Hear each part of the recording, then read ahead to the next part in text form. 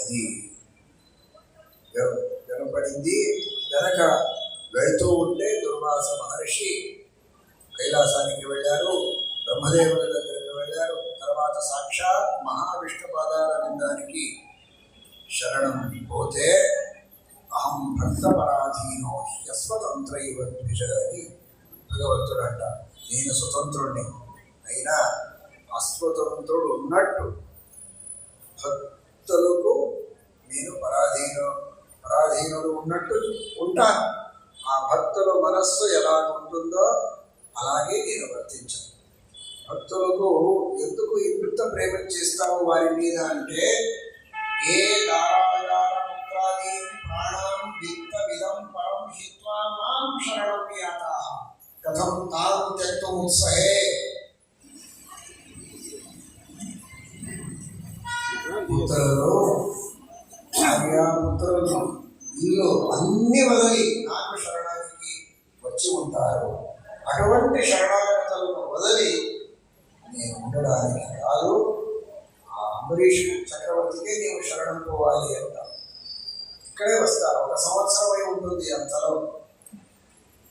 అయినా ఉపవాసంతోనే నీళ్లు త్రాగుతూ ఉంటాడు. స్నానం చేసేది, సిద్ధాంతనం చేసేది, పూజ ఆతిథ్యము, తను మాత్రం కేవలం జలపాలనం చేస్తూ కూర్చున్నాడు అంతే. సంవత్సరం వరకు ఉపవాసమే ఉన్నాడు అంబరీష్ చక్రవర్తి. అప్పుడు దుర్వాసుడు వస్తే సాష్టాంగ నమస్కారం చేస్తాడు. నమస్కారం అంటూ ఈ సుదర్శన చక్రం నాకు దహిస్తుంది, ఆ సుదర్శన చక్రంతో రక్షణ చేయు అని చెప్తే సుదర్శన స్తోత్రం చేశారు. నేను చేసిన పుణ్యం ఏమైనా ఉంటే ఆ మొత్తానికే పుణ్యాన్ని నీకు సమర్పిస్తాను, ఈ దుర్వాస మహర్షి యొక్క రక్షణ చేయగాక అని ప్రార్థన చేశాను. ఆ అంబరీష్ చక్రవర్తి యొక్క సజ్జనత, భక్తి, ఆ వినయం చాలా ఆశ్చర్యం. ఏ దుర్వాస మహర్షి తను చంపడానికి ప్రయత్నం చేసినారో అటువంటి దుర్వాస మహర్షి యొక్క రక్షణానికి సుదర్శన అంతర్యామి అయిన భగవంతునికి తన సమగ్రమైనటువంటి పుణ్యాన్నే సమర్పణం చేస్తాను.